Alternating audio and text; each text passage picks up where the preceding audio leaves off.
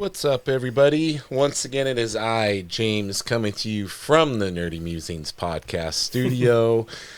And today I am uber excited to be coming to you with a guest that has been in the works for quite some time.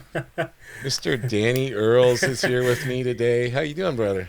I'm good, James. Thanks so much for having me, pal. And we said before we got on here, I appreciate your patience, mate. We're trying to do this for a long time, and totally my fault for not getting on. My pleasure. And I wouldn't call it your fault because it's the result of your career just taking off like wildfire here. Yeah, luckily, unfortunately, I can't do as many things as I'd like to, like this, James, and get to meet great people like yourself. But it like the byproduct of that is getting work and not being able to do these things because of work. So I can't complain. I just appreciate people being patient with me. That's all. Yeah, and it's just been such a pleasure to see because I know how hard you work. And your work ethic and how regimented you are, I think, comes up a lot when I listen to interviews or see things that you do. I look at your Instagram and you're still making time to get in the gym on top of everything else. Like it's and then I come on and see you, mate, and you're just 4 times the size of me. I'm like, I gotta get back in the gym even more, man. I gotta miss those deadlines and hit the gym. That's genetics, man. I appreciate you saying that, mate. Yes, sir. Listen, mate, that's like all I know, James, is hard work. Like, I'm not innately gifted at anything I've ever done in my life, football included before art. So like when I say, like when I put up posts about kind of hours and work ethic and stuff, it's in no way to kind of brag about working long hours. It's to kind of show other people, because I'm not long enough in the industry to show kind of kids how to break in. But I learned from Greg Capullo. Greg Capullo used to always put up, like, I used to have his Twitter account, right, and he used to have notifications, and I'd always look at his tweets when they come up, and he used to kind of go on about working his 12 and 16 hour days. So back then I was like, that's Greg Capullo. He's drawn like Batman New 52. If he's doing that and he's at the top of his game, I gotta work even harder than that, and it's the only way I knew how to get good at anything is by putting long hours in. It's like you sacrifice a lot of things. So most of the time it's not enjoyable, but the enjoyment is getting better and the process of getting better. Like, so it just becomes like a cyclical thing where the more you work, the better you get, and then you just want to keep on working, Yeah, for sure. And do you attribute any of that to your, like, because you came up in sports and most people probably know about your soccer career and everything. Was that something just innate to you that you always had that work ethic kind of ingrained in your character? Yeah, I think so. I mean, I come from a very working class family. Like, my dad's a carpenter, you know what I mean?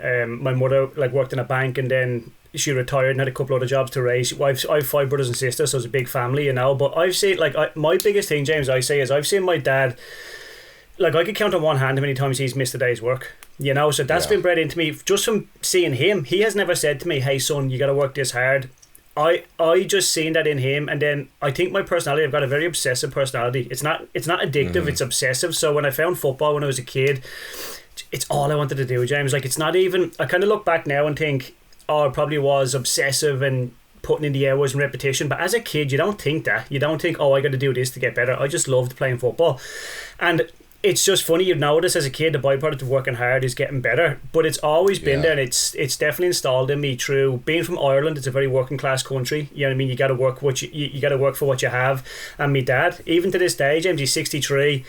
His both knees, he has to go for 2 kind of knee replacement surgeries now coming up. That's just from 40 years of hard labour being a carpenter. You know what I mean? Yeah. So if I can't sit in a cosy studio where I can make a cup of tea or turn on the heat on and off during the winters, and he's out on the roof in the winter getting rained on, it's a poor showing for me. Like, I would never I'm in such a privileged position right now. I'd never give that up by not working hard enough. I can take not being good enough, because that's different. That's out of your control. I can take subjective art and people not liking your art. I couldn't ever live with myself and not working hard enough. That's really cool. It's neat to hear that he showed you by example versus just telling you. It's funny because I was teaching my kids class last night, and we have something during the warm-up where we assign line leaders to 4 different lines. Right. And the line leaders keeping them, working while they're in between drills. They're having them jog in place and all of this. And I told the line leaders yesterday, I said, some of you are expecting your line to do things you're not doing. I said, you're telling them to jog in place, but I'm looking at you. You're just standing there in place. I said, you have to show them what you want them to do. You have to be the example of how you want them to do it, right? Exactly. And that's all I've ever responded to, mate. Like, even when I played football, if I had captains, most of my captains were good, but if they would never ask me to do something, they wouldn't. Like, I just watched The Last Dance again recently, and isn't that Jordan's, like, has a real famous kind of monologue in it, and he talks about... You're talking my language. I just rewatched it a couple weeks ago. Exactly. Like what he said, no one will... There's one thing you can say, like, no one will ever say that I asked him to do something that I wouldn't do. And, like, that's kind of... Like, me dad has always been like that. Even he wasn't, like, a kind of helicopter parent. He would... I suppose I had... When I talked about this in an interview before, James, about, like, kind of working hard. If I wasn't utterly obsessed, he might have had to guide me and push me a little bit. But he kind of seen how hard I was on myself and how badly I wanted to be a footballer. And he was just like... He's kind of like, just let him go, you know what I mean? And it happened to be that my family is ingrained in football anyway. They're a football family, so like they knew the path for me to get to be a footballer, so they showed me the way. But as far as work right now, he just showed me by being himself every day. He raised a family of 6 kids by being a carpenter, which I think is the coolest thing ever, Yeah, totally. I think people like my dad should get like plaudits rather than kind of like me and like you know what I mean, like those working class people I think are the best, 100%. So did the love of comics run in parallel with the love of sport? Like, have comics been with you for a long time? Is this something like, were you always drawing and thought that comics were cool, or how did that come about for you? More so that, James, what you said there. I always drew and thought comics were cool. But when I was a kid, like, I said this before, it kind of breaks people's heart a little bit when I say Comic Cons. I just played football growing up, because they're like, we've loved comics our whole life. I have loved it, but I was obsessed with football, utterly obsessed when I was a kid. I had blinkers on. Like when I retired from football, with art, I'm just obsessed with this. I kind of know nothing else that goes on in the world. I'm glad I have a fiance, because she keeps me posted on the news. Other than that, I'd be like, what's going on in the world? Exactly, yeah. But it was always there, James, definitely. Like, obviously with the Batman animated series, it's a big influence on me, so it was always there. But it wasn't like, honestly, if I'm being honest, it was only football when I was a kid, and I was like, no, that's all I want to do is just play football. And as I kind of got older and realised, what do I do after football? Even as a footballer, my love and obsession changed into comic books and artwork then. I was like, now I'm fully focused on this, Yeah, that's interesting. So you kind of hyper fixate on whatever it is you've decided you're going to do. Pretty much, mate, and I have done my whole life with that. Like I said, probably to the detriment of other things around me in my life, like where I don't, like I'm fascinated by like Irish mythology and folklore, but like I stay on top of current events. But these days, mate, I don't, because if you stayed on top of current events, you'd never come out of your house. It's so like depressing not to get into that. But I just like, I love what I love, and especially with comic books and artwork, it's like comic books is my driving force behind being a better artist, but I want to just be a better artist. So I love all-encompassing art, if that makes sense, right? And the byproduct of that is being a comic book artist, and people get to see my work, which is amazing. But I just want to be a better artist. So when I found that, and I knew I was decent enough as a kid, I could draw kind of better than most people in my class and stuff. But when I kind of seen jumps in my own skill level, it just became this like insatiable desire to just get better and better and better. And kind of seminal moments in my life, I watched the film Whiplash, and I was just like, that's what obsession means. And I was like, I gotta get rid of everything else, like no other external distractions, and just focus on comics. Like if someone else looked at my life, James, they I don't think they'd like it very much. They'd be like, you don't have much of a balanced life. But I don't, but I love it. Do you think, because I can see that there's a lot of benefits to, if somebody could learn how to do that and learn how to clear out the noise and hyperfixate a little more, it could be a great, superpower in getting into whatever you're trying to be great at, right? So, like, I think it's funny because Jim Lee he kind of did the same thing. He was in medical school, and then he said, "Oh, I'm gonna treat it like a job and take a year or whatever, and draw like crazy and just hyper fixate on it, and look where he ended up." So I think it's no secret that the people that have the ability to make that decision and hyper focus on the thing they're trying to achieve or the thing they're trying to improve at could be greatly valuable. And I know you come up a lot in my conversations on here. I had your buddy Reese Hannigan on here. I had Rory on here. All those guys look up to you greatly, and they always use the example of the work ethic. And it sounds like it's the work ethic combined with the ability to block everything out. Like you said, put the blinders on and just hyper focus on that thing.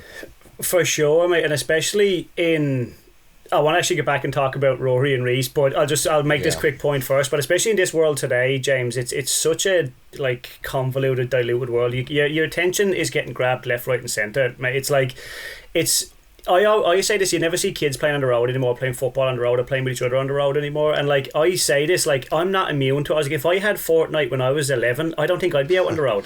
So I'm glad that I didn't have that growing up, but I've built a strong enough kind of mental fortitude to not be distracted with those things now. So I kind of I have a tattoo on my arm. It's the only tattoo I have, and it says history will separate us, right? And I kind of live by this.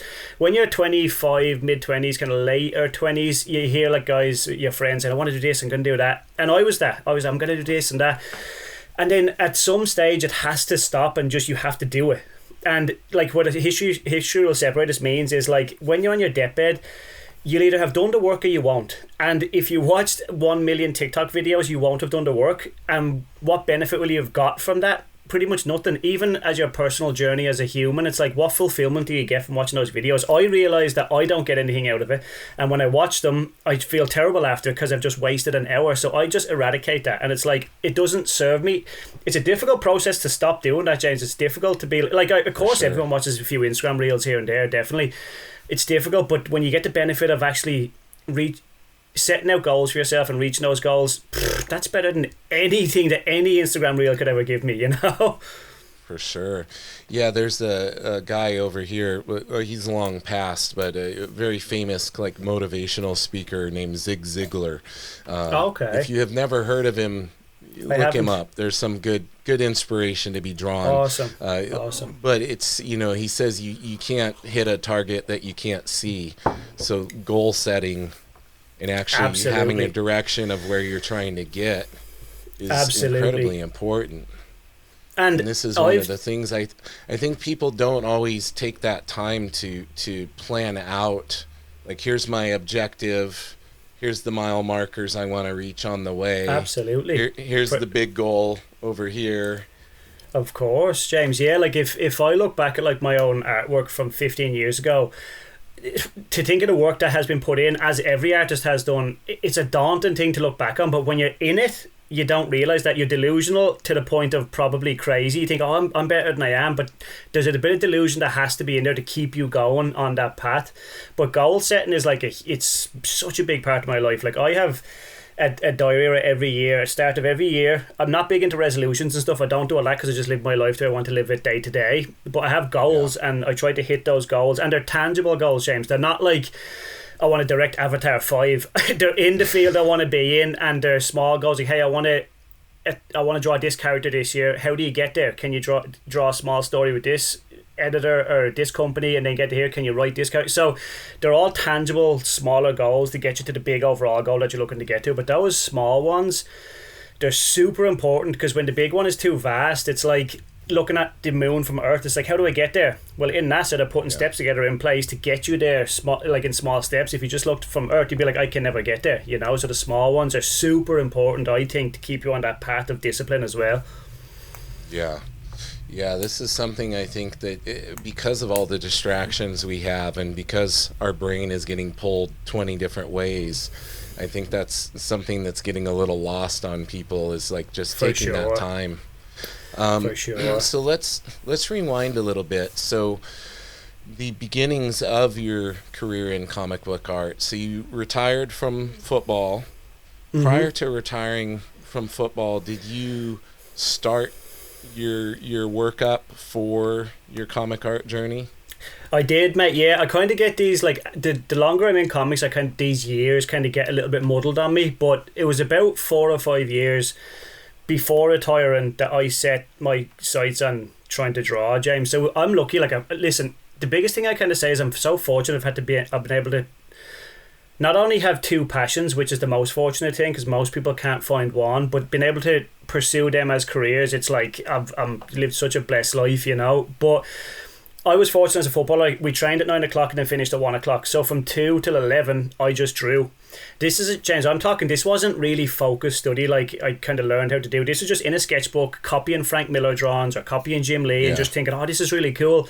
But then when it was really focused, I could start to see a bit of a jump in things. And I retired a little bit earlier than I probably should have or could have, like 28, 29, I think I retired. I could have played till I was 35 maybe, you know, a couple of years ago. But I realised how much of a passion I had lost for football and gained for comic books. So I was like, okay, I'm going to try do this, you know. And I got my first paying gig actually, funny enough, the two worlds combined, the Republic of Ireland soccer team asked me to illustrate a cover for their program, for their match day program. Oh, nice. So I was like, oh, that was kind of like a real confidence boost to be like, oh, someone's going to pay me to draw. So I kind of just packed up shop, quit football, and kind of put all my kind of efforts into being an artist then. Now, the comic book scene where you're at, there are a lot of cons and things like this that you could pursue when you're trying to break in. Did you put a portfolio together, or with the landscape, you know, of how we're all so connected in different parts of the world, were you leveraging social media to make contact with editors and things? How did you approach breaking into the comic book industry? I didn't even kind of almost bother with editors. That sounds really lazy. I don't mean it that way. I didn't bother as in because I knew my stuff wasn't where it needed to be. So I didn't even think about editors, James, when I was first starting out. But I was lucky. I lived in America, so I travelled to Comic Cons all over America. The first con I ever went to was in Denver in 2011, and I met Tyler Kirkham there. And I just worked with Tyler this year. Like, we're good friends now. I love all these full circle moments because I also went to the Rage studio with Ramon Perez and Francis Manapul and stuff when it was back in 2012 or 13. So all these full circle moments get to meet these people again and work with them.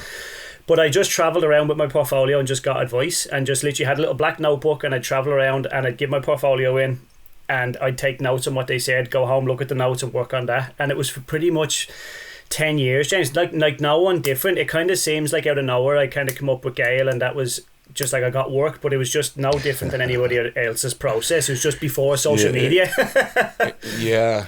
Well, and it again, it's that analogy. There's a great meme with the iceberg.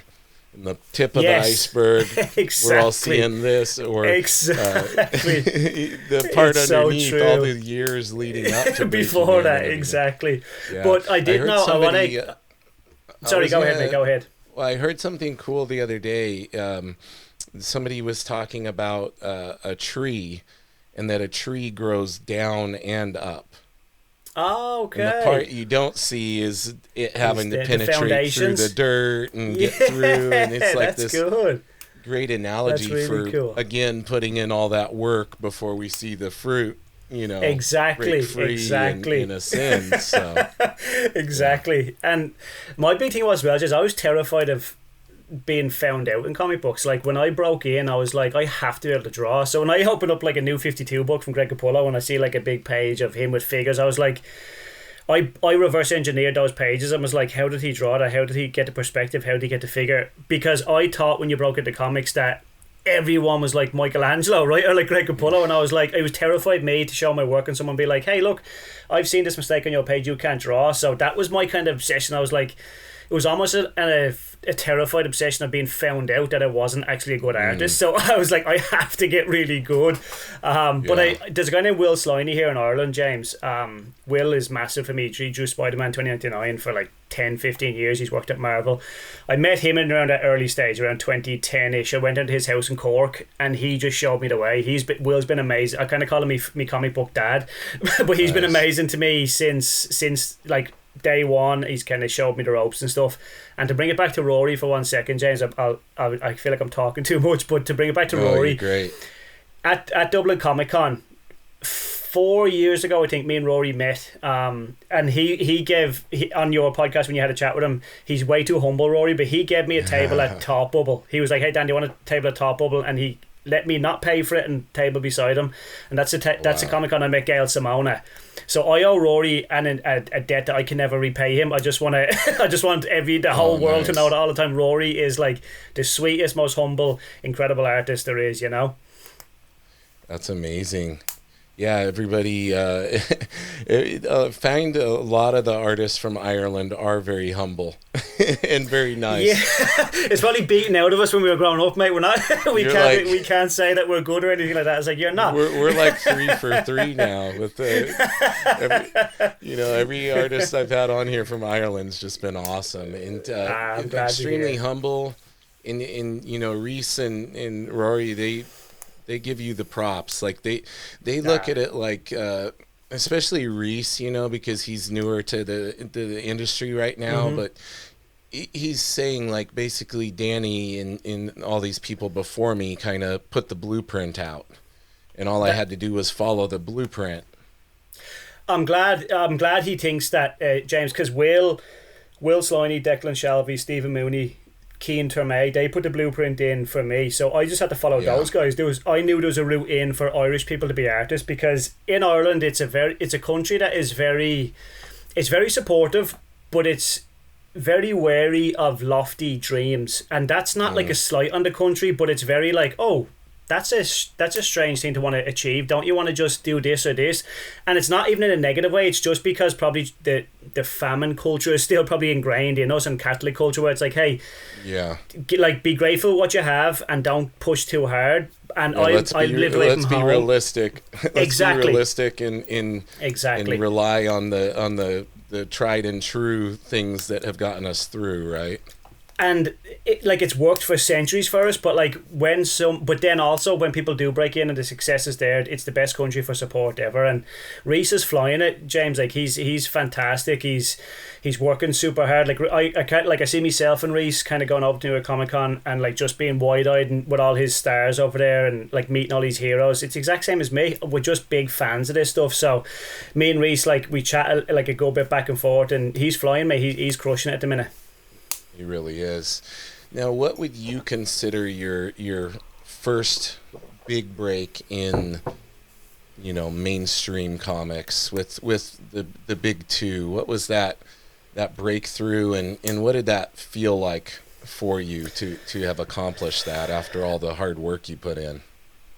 Yeah, James, it's weird, mate. It's like it's such an incredible feeling having a goal and accomplishing it. Like it's hard to explain it to people, to be like, oh, I set out on this path that I didn't have a clue about 15 years ago, and I achieved something close to what I wanted to. But the first email I got was a Batman cover and a short story from Marvel, and I was like, wow, like. It was when Gail tweeted out my stuff. I was already in touch with Ricky Purd and stuff from Marvel, but Gail's tweet, it's a 7-thread tweet from Gail Simone. It's not going to hurt, James, right? It's like, I owe Gail. Speaking of people I owe, Gail Simone is like, I always make the jokes, like every check I get, I send like a little bit of royalties to Gail to say, hey, thanks for putting that tweet out. But the Batman cover, James, was like, Batman's my character. Like, he is my, I love him just so much. And I got to draw the animated series cover. And I was so grateful to get the chance and stuff, like, because my goal was Marvel and DC, and I felt I'd put the groundwork in. I'm trying to say this in a way that doesn't sound in any way arrogant, because I can't be that. I'm not good enough ever to be that, but just I felt I'd put the groundwork in to be comfortable to be given the chance. Even if I did a bad job, at least I got myself to a place where I could hit a deadline with quality of work that I felt might be okay. Do you know what I mean? So at least that's all I could ever, like, there's a good saying I kind of live by, it's you fall to the level of a train and you don't rise to the occasion. Yes. And like I was like, okay, so when I got those, it was more so excitement. If I had got those emails 6 months earlier, I would have been terrified, but when I got them at that perfect time, it was excitement, and I was like, oh, I'm so ready to go, so it was the most incredible feeling. And to answer your question, to draw Batman for the first time, I didn't even think about it. I couldn't, because if I did, I would have been paralyzed. I would have been like, oh, I can't even pick up my pencil. So it felt like a real dream achieved, but it was only the start of the plans and goals that I had set out for myself, James. It wasn't just to work for Marvel and for DC. It was bigger, loftier goals than that, but that was the first step on that ladder to try to get there, you know? Yeah, your first work, like where I really started taking notice, I had seen some of the other things, but when you did some of the fill-in stuff on the Hulk, that was like when I really started taking notice, and I feel like awesome.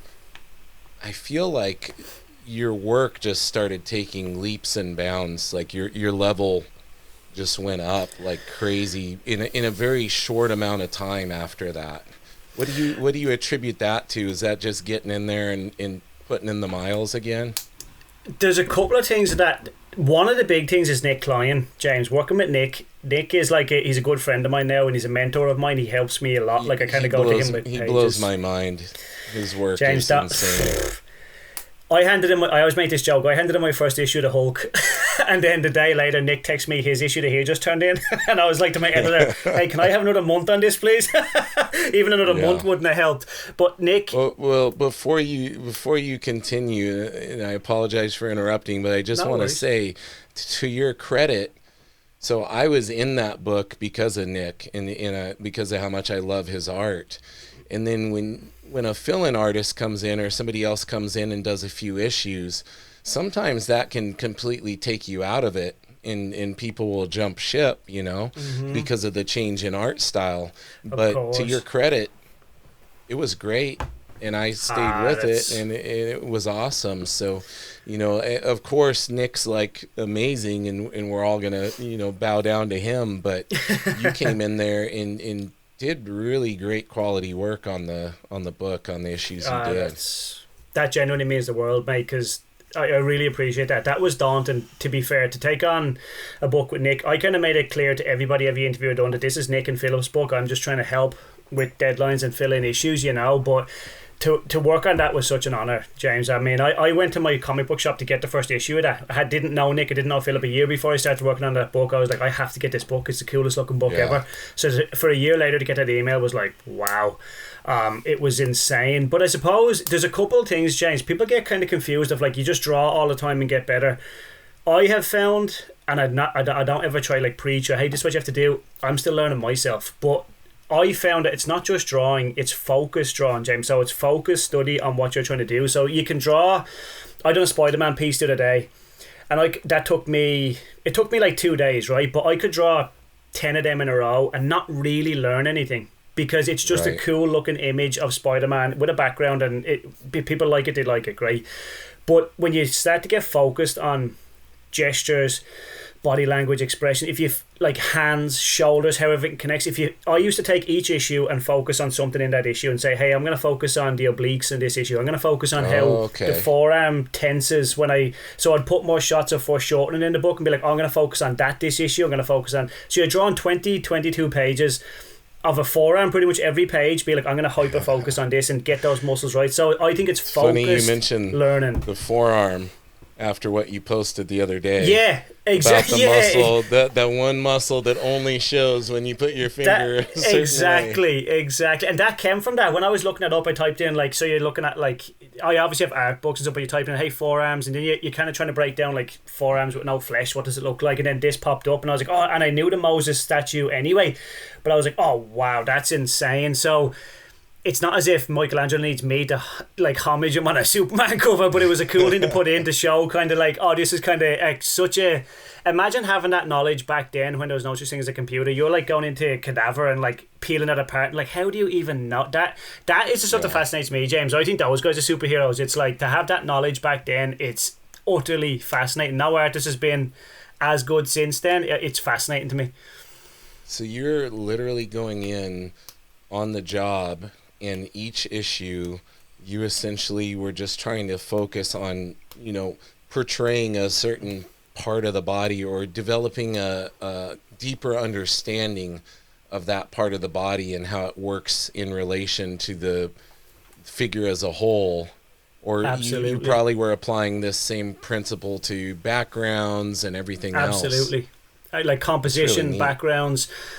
Like when I got those first gigs on the Hulk, my storytelling was very I would say kind of cinematic, James. There was always a wide shot. There was a it wasn't dynamic, I suppose. Instead of saying cinematic, it wasn't as dynamic as I wanted it to be, so I really tried to make a conscious effort to be more dynamic, because my favourite comic book artist is like say Mignola and the guys that are cinematic, but I was like, okay, I'm on a superhero book for Marvel here, I gotta push myself out of my comfort zone and also give people what they want, but also I enjoy drawing that, so I was like, okay, so I focused on that a lot as well, like trying to have like more foreshortening in figures, more kind of power, more dynamism. Studied a lot of John Buscema to feel the weight of a figure. So it could have been anything, James. It could have been, like you said, backgrounds, composition, expressions, like anything that you could think of. I'm getting paid to draw, which is a dream of mine anyway, and also I can take this chance to get better as I'm drawing. I was like, oh, this is a win-win, you know. It's like, and some days, James, they get away from you. You can't. You have to just do what you can do and hit that deadline.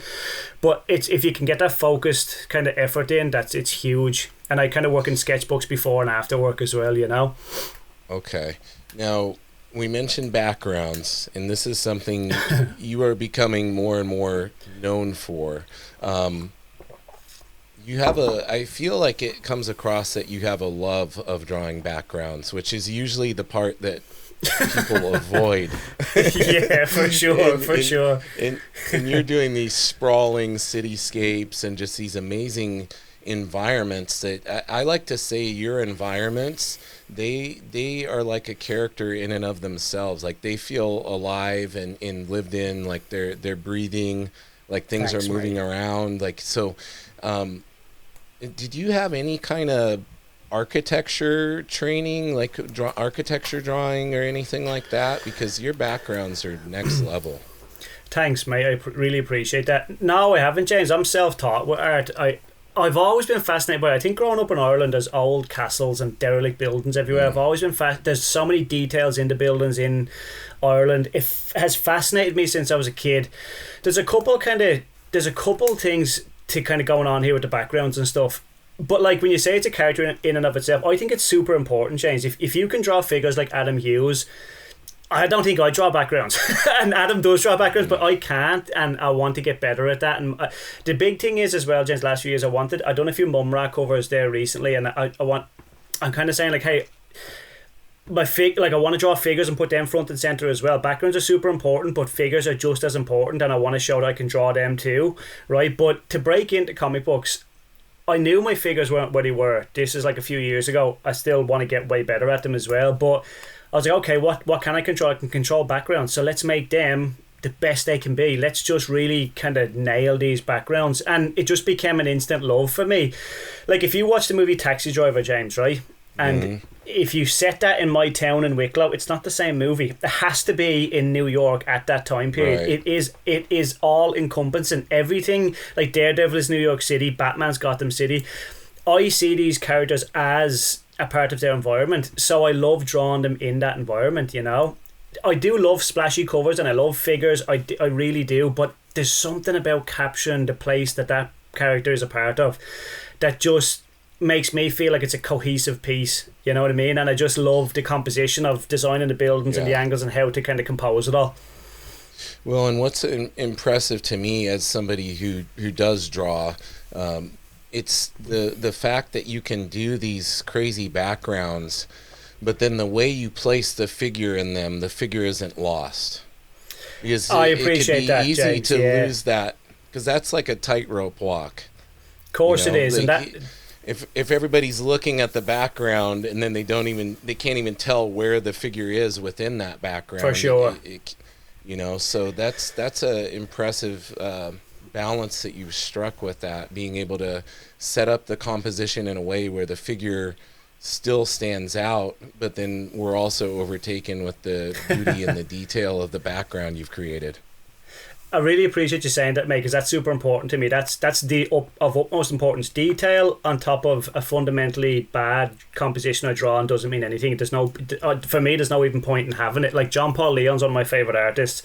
He was like Alex Toth reincarnate. Like anything that was superfluous he just got rid of. He either put it in white or put it in black. So like his compositions are stunning, and he's a draftsman and everything read so well. So he's a big influence on me kind of composing things. But I done like a Batman piece last week and a Spider-Man piece. One is drenched in black and one is drenched in like values and stuff. But like you just said there, if you can't read the figure in them, it's all about the value, kind of like where you put your values and like with the wash and stuff, and how you kind of make things pop and sit in front of one another and stuff. But if you can't read the, like on the size of a phone, James, if you can't read it on this size, it doesn't even work. That's kind of the whole. We talk about that in art all the time. You have to read it at a postage stamp size for it to work, and if I like that's of utmost importance to me, because if that wasn't right, I would get rid of all my details and just be like, I got to focus on this to get better at that, you know.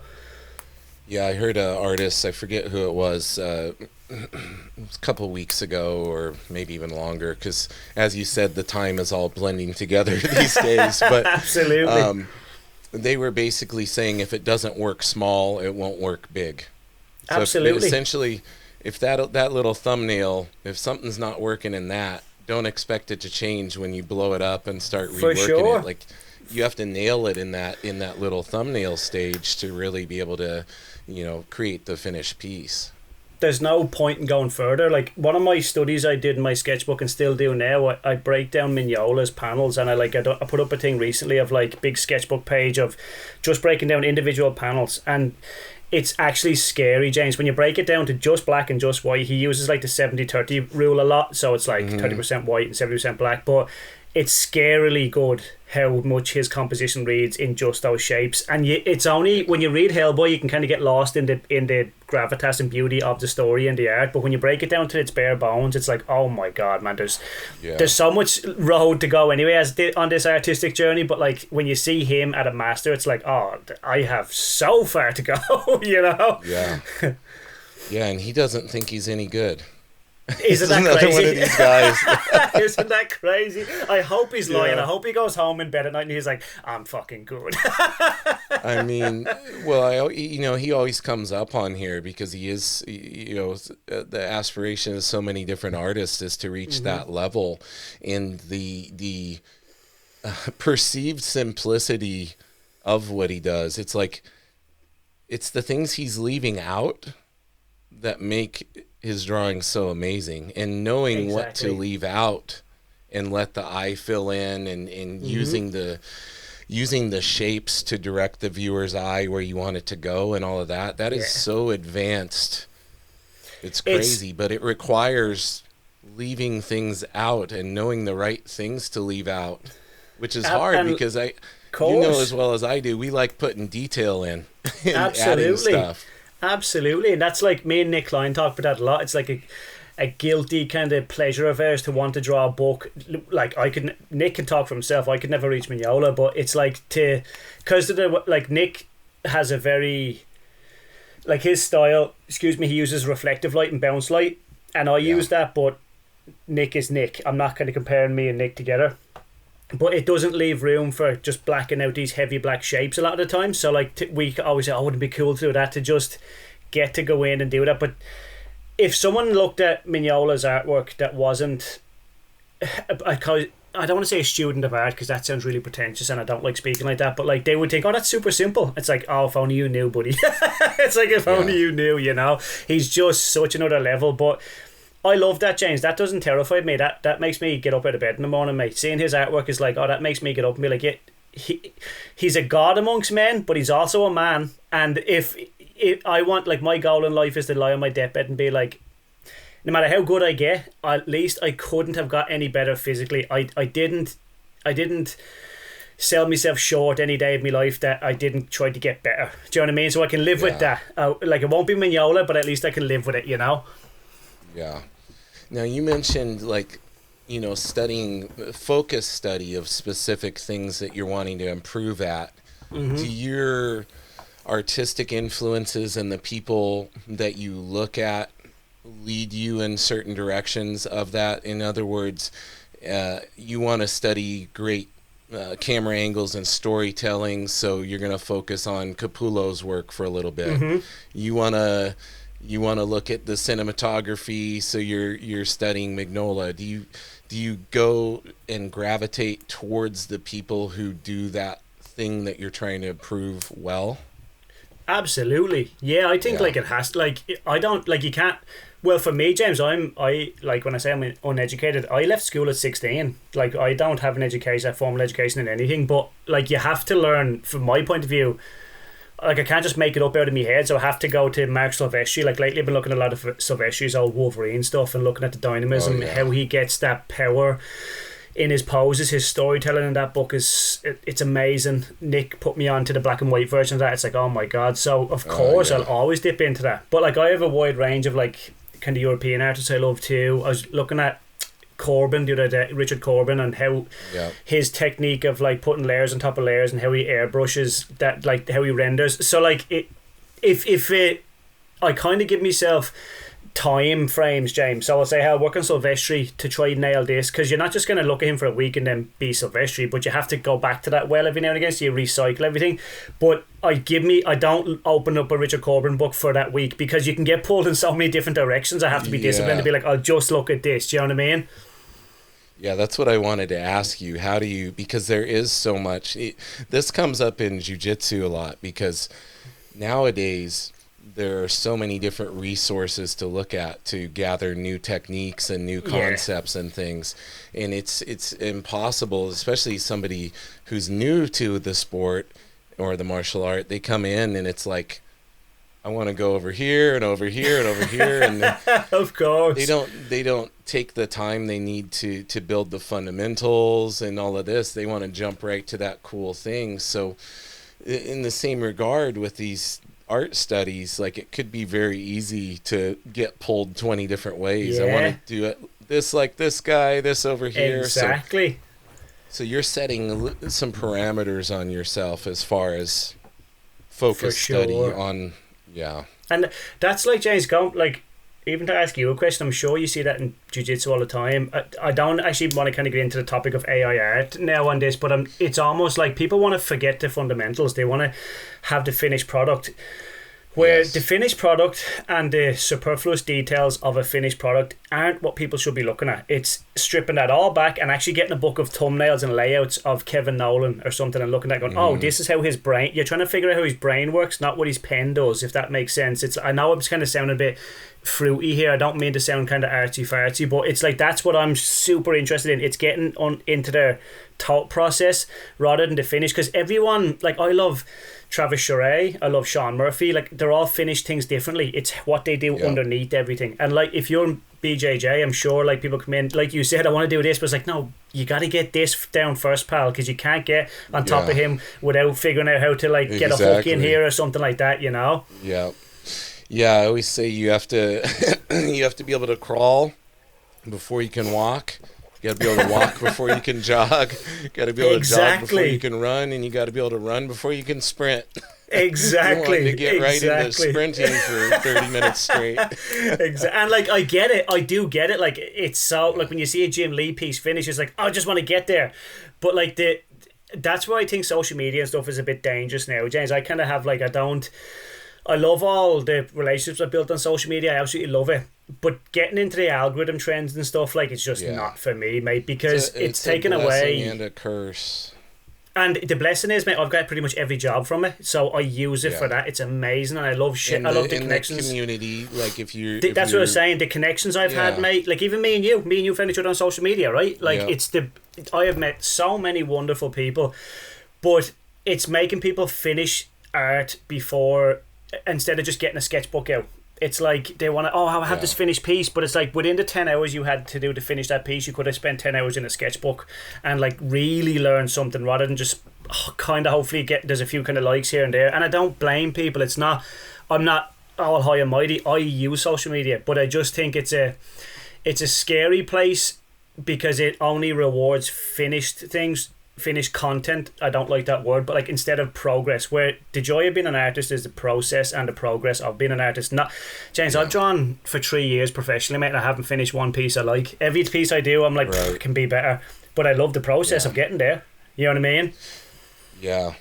Well, and I don't think it's, so social media, it's definitely a big contributor, but I think a lot of it too is just having the unlimited access to any information we want at our fingertips in a split second taken away from the value and power of the acquisition of having information being hard to get and having to study and take time and put years of work into acquiring that knowledge. Now it's like right on down to, you know, like having that overwhelming amount of art tutorial videos we could go to. Like I remember having to scrounge, you know, I had how to draw comics the Marvel way. Yeah. And I had I had the comic book greats VHS tapes with Stan Lee where he would bring in artists and then you're rewinding it just to the part where they draw for 5 minutes trying to understand. It's so now true. We could sit on YouTube or Instagram looking at how to draw things an unlimited amount of time, but if we don't have that ability to focus and take the time, the stubbornness to acquire that knowledge and put in the reps, like I think this is the environment we're set up in where people aren't valuing the process, like you were saying. It's like I just want to do that finished thing. Yeah, I don't want to have to do all the things it takes. So I can hit this button and make that, and it's already done, and it looks cool, and I made this thing. I love what you said there, the acquisition of knowledge. That's such a good way to put that. It's like, because now there's like an ease of knowledge and an ease of access to knowledge, but the hard acquisition, it makes it almost like better. I learned one of the first videos I got. There's a website called the Nauman Workshop, and David Finch done that. Yeah, you know it.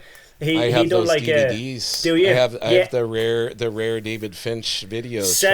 Same. I won't. There was a website, must have been 10, 15 years ago, James, called Sketch Theatre, and you used to do these little sketches, and if you won it, you get to pick a Nauman Workshop DVD, and I applied so many times to those competitions, and I eventually won it, and I was like, I get to get David Finch's anatomy. So I was like, that's how I kind of unlocked that, and I was like, oh, this is so cool. But a part of what you just said there, everyone draws differently. So like if you look at 10 different artists in the space of 10 minutes, you can kind of get a little bit like confused and muddled.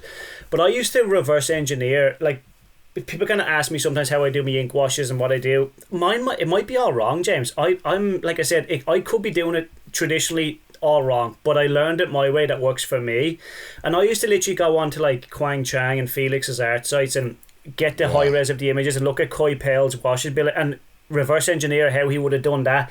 And it might be wrong, but it works for me. And I think exactly what you said, that was such a fun time, man. Looking back at that, it was like it was just so like inspiring. It was like, I found a new Koi Pell piece, I'm gonna try figure out what he done there. It was like being a kid again, finding treasure. Instead now it's like you're just bombarded all the time, and it takes the bit of the joy and the fun out of kind of searching for something, and it kind of feels like a bit of a rebel when you find a piece that no one else finds. It's like, oh, look at this, I get to find this now. It's just like everything in your face all the time, and I'm a culprit of that. I shove art in people's face all the time, mate. Oh yeah. Well, and the other thing I think is that when you have to put that work and that study into acquiring and learning how to apply that knowledge, you actually retain it. Absolutely. Easy to instantaneously get, like all these random factoids that we can get just bombarded with being online for 5 minutes. You don't hold on to any of them, because why do I need to remember them? If I forget, I can just look it up again real quick, or I can have my chat bot can tell me, you know, hey, what's this? Oh yeah, that's right, I forgot about that. You know, this is what I'm seeing. It's so true, man. Like, take jiu-jitsu. Like, if you get choked out 10 times in a row, and the 11th time you do that one move that doesn't make you get choked out, you learn it, and it's like, oh, that's the way to do that. Like when you see someone like Frank Cho draw, you think you can sit down in your sketchbook and be like, oh, I'll just draw like that. But when you actually do it and you can't do it, and you're trying to figure out, hey, how did he do this? And you do it over and over and over again. But sometimes those one, and I think that the way we just said about acquiring knowledge, James, it also, makes you find your artistic heroes, because there's not every artist back then that I looked at that I loved. It kind of guides you in, because there's a big question of style when you're young. What's your style? That's superfluous. It doesn't really matter, but it kind of, trying to find those images guides you into a place of art that you like. And I learned that found a golden age of illustrators back then, like Austin Briggs and stuff, and I loved that old illustration style. That's how I found it. So by having something that's hard to acquire, it also grows a passion in you for that style that you like, you know. For sure. Now, we would be remiss. There's so much stuff in between that we could talk about, because like I said earlier, your career has just taken off, and you've done so many different like covers and different things along the way, but we have to talk about your new project that you are just super excited about, and I use super as a pun. You have this is Superman. Is it Father of Tomorrow? Father of Tomorrow, mate. Yeah. Nice. And how did this come to be, Danny? Because I know like this has been a long time coming, and it's no surprise to me seeing the work that you put in, that your career did go in this trajectory to getting a big project like this. So how did this all come about for you? Thanks for the kind words, pal. I really appreciate it. That was like when I was at Marvel, James. It was a big. I know how fortunate I am to have this book so quickly. Like, there's a lot of people that have worked that haven't got to work at the big two in their own book, and I have got it this quickly. But it was kind of a goal of mine that I wanted to have my own book, to draw my own book, and. It was I was really kind of hammering that with editors and seeing what it could come of it, but it just came across the desk that my first editor at DC, Andrew Marino, had said, "There's a pitch for Superman. Would you be interested?" And like, imagine getting that email in the morning, and imagine how quickly you answer back. Right? It's like it's a weird one, James. I'm going to put up a video now soon before the book comes out, but like, it was actually emotional for me. I don't get emotional in my life. I'm so even keel, mate. I wake up and I'm the same throughout the whole day, but that was an emotional moment for me when I got that email. It choked me up, mate. It did. Like, I could almost choke up now, because it was such a big deal for me to work at DC and get my own book there. And 15 years of the work had kind of felt like it'd come to fruition. Now I still had to do the work to make the book good, but yes, it was emotional, mate. Like, my fiance seen me, she was like, "Oh, I haven't seen you like this before," and I was like, "Yeah, this is such a like." It was surreal, mate. So to get that book and to have a chance to work for a year on one character, I didn't take any covers, I didn't take anything other work on top of the Superman book. So I was like, every day has to be the best this page can be.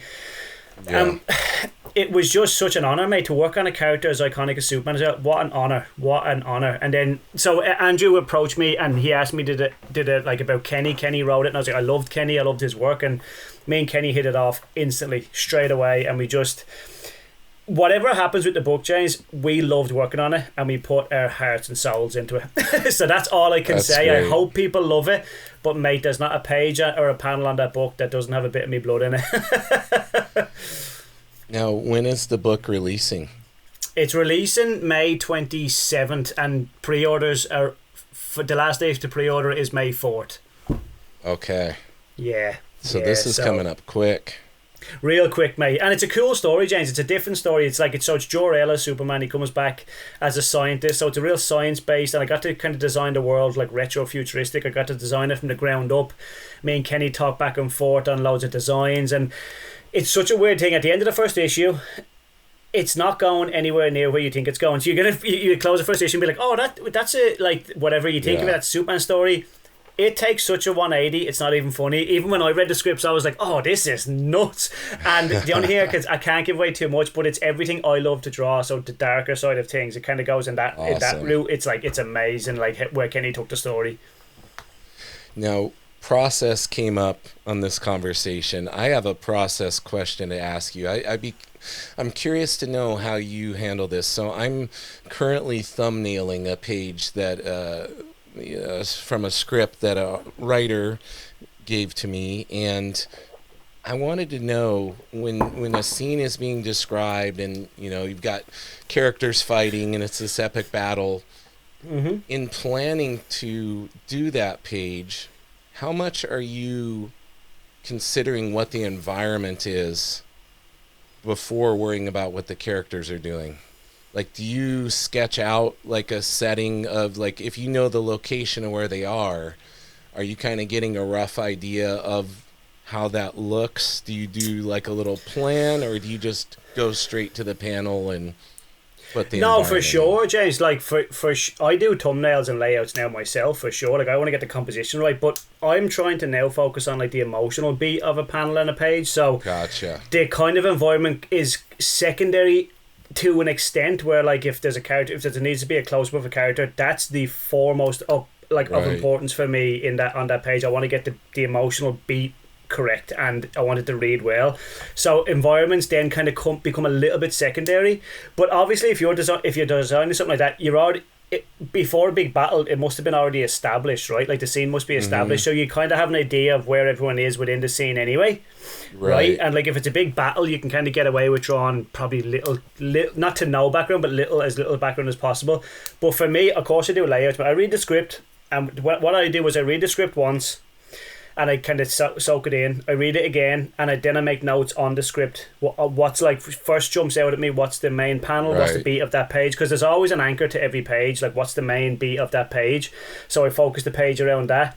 Then I'll go in and I'll digitally transfer. So I'll draw them in a little sketchbook, my layouts, and then I'll transfer them digitally, send them to the editor, and then I'll just go onto the page from there. But the most important part of it is the layout stage, mate. Everything else on the page, when I've done my layout, I put my values and all in there as well. Going to the board is kind of just technical almost. It's like let's just transfer what I've done onto the board. The most important part is the thinking. Work's been done. The thinking, yeah, exactly. So it's just kind of trying to figure out what's the most important beat on that page, or what's the panel trying to tell me? What am I trying to convey? If someone's sad, where are they placed in the scene? What's the body language look like? What's the gesture look like? With a big battle scene, just make it look cool, right? Just make that look cool, mate. Yeah, no, it's there's some nuance in there too with what he did, so it's been fun, and I think it goes right back to, you know, what you just said there, goes back to that, if it doesn't work small, it's not going to work big. So work all that, and you know, because drawing is a lot like math, I think. You know, like figuring solving. Everything out. Problem solving. Comic books is problem solving, mate. That's like, it's absolutely problem solving. How to make it the funnest it can be, because when you first read a script, mate, it's so daunting. I remember getting scripts for samples and stuff, and I was like, God, this is, how do I even figure this out? But after a while, mate, when you get the scripts in, it becomes more natural, and you kind of understand what you're looking for. Like there might be an establishing shot, and that's kind of it's never irrelevant, but it's kind of like, okay, I know what establishing shot is, I know how to get that. Then Martha walks into the kitchen, and then they sit down, and then the fourth panel she says so and so, and that's the emotional beat of the page. So the more scripts you read, it's like the more you realize what's important and what are you trying to get across to the reader. Do you know what I mean? It becomes so much more natural the more you do it. But I've studied scripts and studied kind of how artists convey scripts and like what they do in these moments, like, so it's all just a learning process, but it's absolutely problem solving. You're dead right in that. I have a feeling you're a lot like me, and you probably have way too many artist edition books. I'm looking at them right now, mate. My shelf's nearly falling down. Mine too. You can't see, but on this gigantic shelf here, I think at last count there's 13 IDW artist editions. Well, there you go. Exactly. And then I have a whole rack over here. It's actually an old Strathmore paper display from a store. Right. That's loaded with artist editions. That's and there's awesome. A couple on the floor over here too. But that's the best way to learn, right? I got those director's cuts. Have you ever seen those ones? They came out like 10 years ago.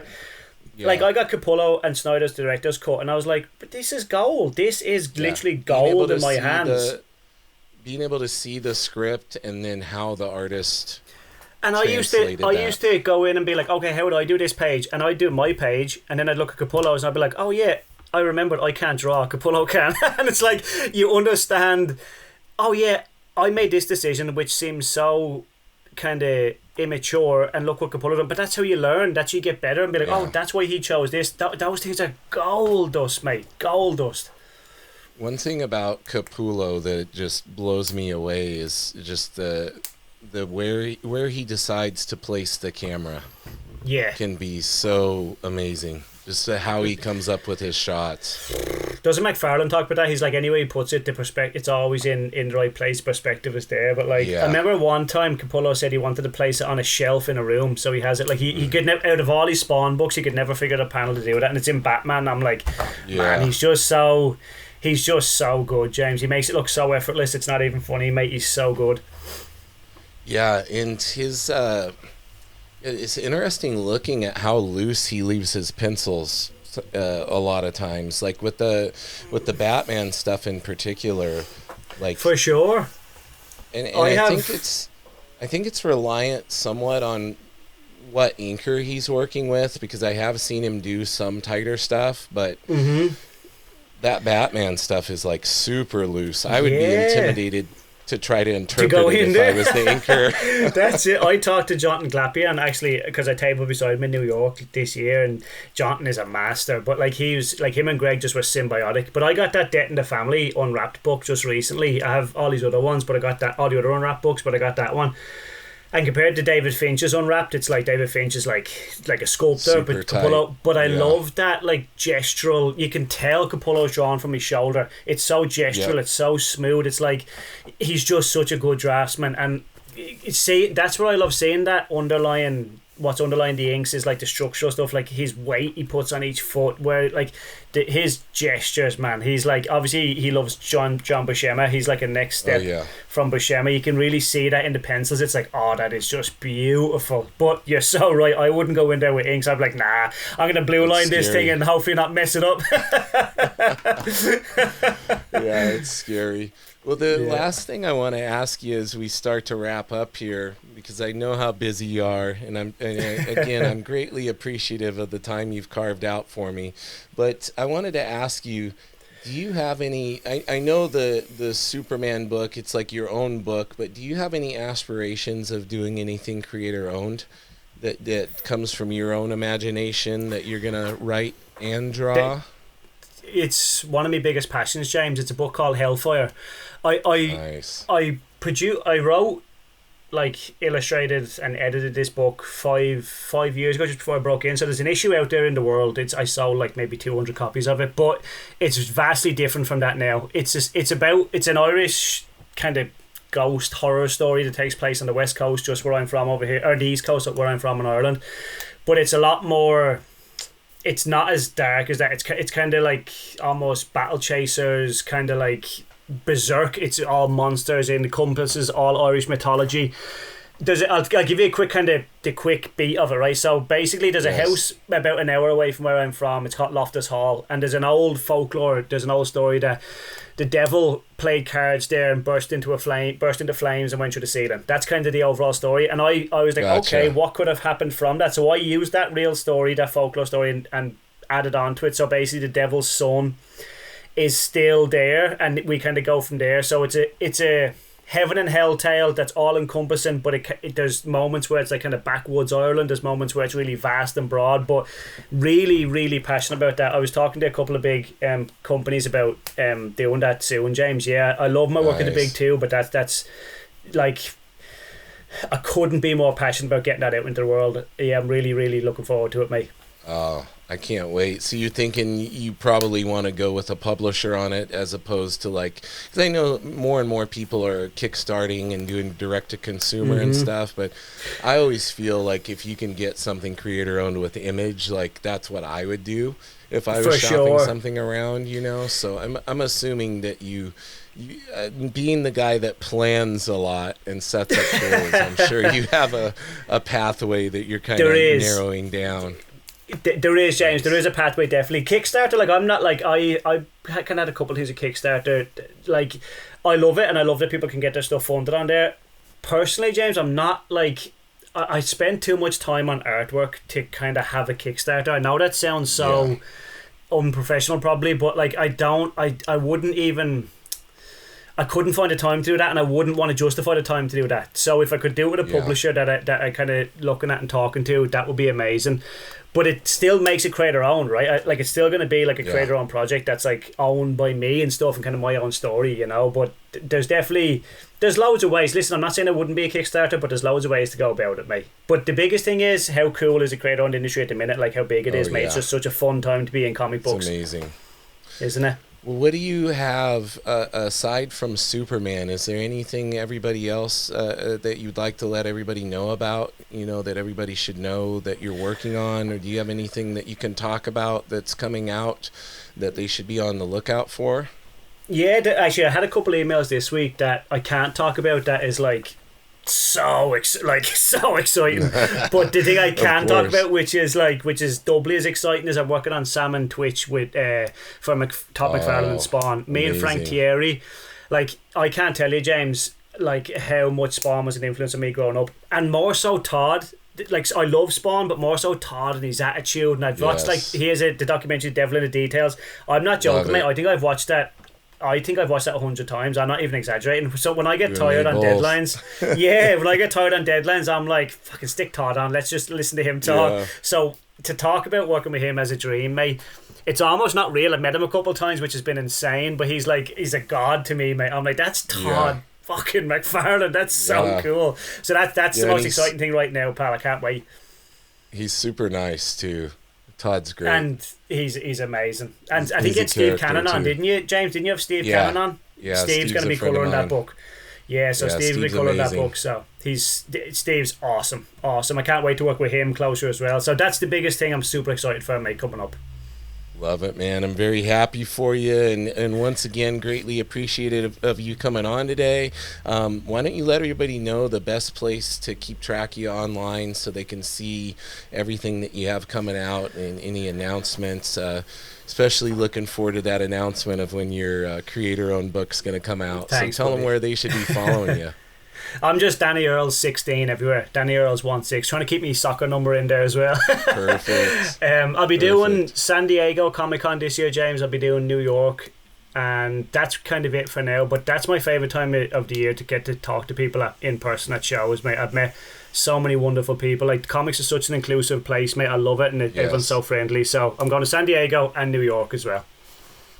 Excellent, brother. Well, thank you once again, and maybe we can get you back on once the creator-owned book gets announced, and we find out where it's going. Maybe we can break the news on here. Thanks so much, mate. And listen, James, thanks for having me. I want to say congrats to you on all of your success on this show, mate. I know you're an artist yourself, and you're working as hard as you can. You're killing it with all these interviews, pal. You're keeping me occupied and entertained at my desk as well, pal. So congratulations on all your success, and thanks for having me, pal. Awesome. Thank you, brother. Well, hang out with me for a moment while I tell everybody thank you for tuning in. It's always my honor to bring you all these great guests. If you are so kind to like, share, subscribe, all that good stuff, it just helps more people see the podcast, and they get to be here with us enjoying these guests. So if you feel like doing that, you can. If you want to give an extra level of support, you can go to patreon.com/Nerdy Mewzings. I have bonus content on there, and I release to the paid subscribers $5 a month. You get the episode 24 to 48 hours before everybody else. So make sure you head on over there, patreon.com/Nerdy Mewzings. And in the meantime, everybody, keep it nerdy.